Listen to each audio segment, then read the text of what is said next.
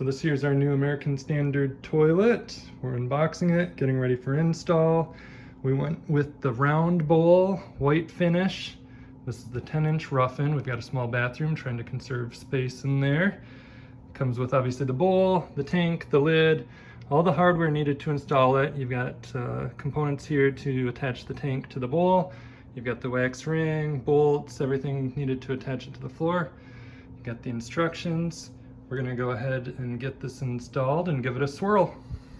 Here is the bathroom. We are installing our toilet. You can see here's the closet flange. Again, when we went with the 10-inch rough-in, it's a small bathroom.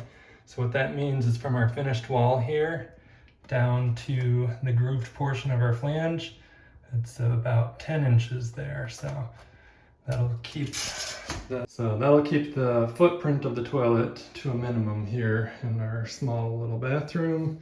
The only thing that the toilet did not come with that we purchased was a supply line going from our water supply to the bowl. So everything else was included with the toilet to finish the install. So the first thing we do is just install the bolts. These are slotted bolts that fit into the closet flange, and you turn them and it helps lock things into place, and the bowl itself will slide through these bolts.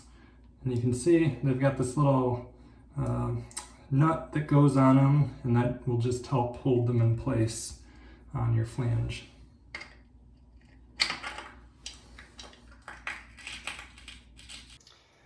You can see here the bolts are installed. I've got them spaced each right at around 10 inches from our wall or the trim in here. So they're equally distanced, which should help us get the toilet squared up in here.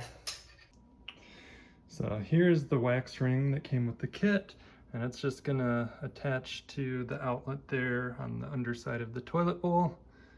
So we just simply place it on there, press it down, and so now we've got our wax ring firmly positioned over the bottom of the toilet. So the next step here is we are going to set the bowl that has the wax ring installed directly over our closet flange here.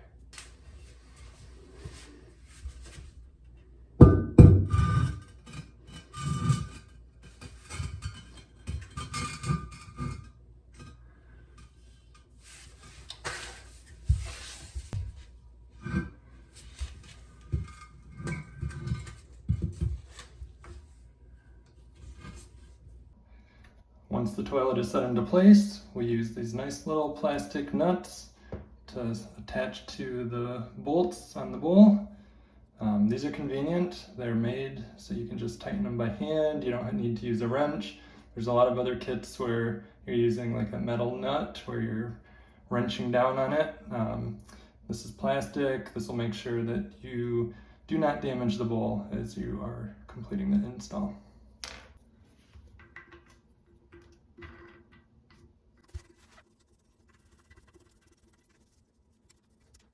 So that was a simple process, and then we just simply snap the cap on. So really easy, didn't even have to trim the bolt. These are nice long caps here.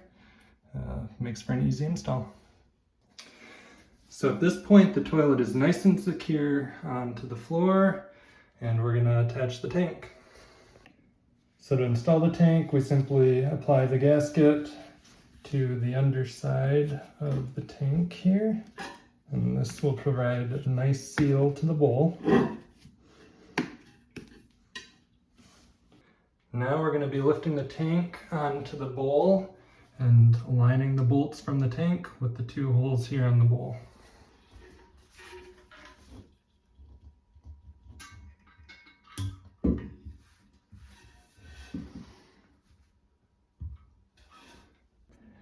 So next, we have the bolts that are sticking through the underside of the bowl from the tank, and we just use the plastic washer and the nut to secure the tank to the bowl. So it does come with a convenient little wrench or socket here So it slides over the nut so that you can crank down on the screws from the inside of the tank without having to hold or position a wrench. This just fits over nice and easy. So after tightening the 2 tank bolts, the tank is nice and secure to the bowl. So now we can go ahead and connect the supply water line to the tank. So now we can go ahead and start filling the tank with water. Simply just open up the supply line.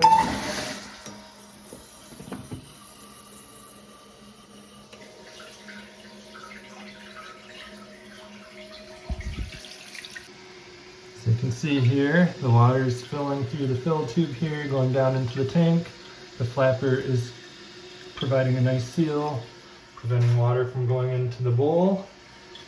When you're ready to flush, you obviously use the handle, and that will lift the flapper up, allowing the water from the tank to go into the bowl. You've got the nice float mechanism here that allows you to control the level of the water in the tank and in the bowl.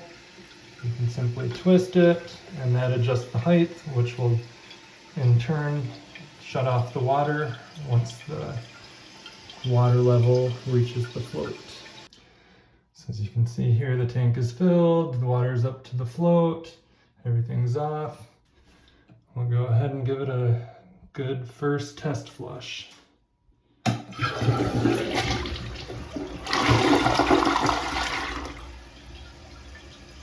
Everything worked well there.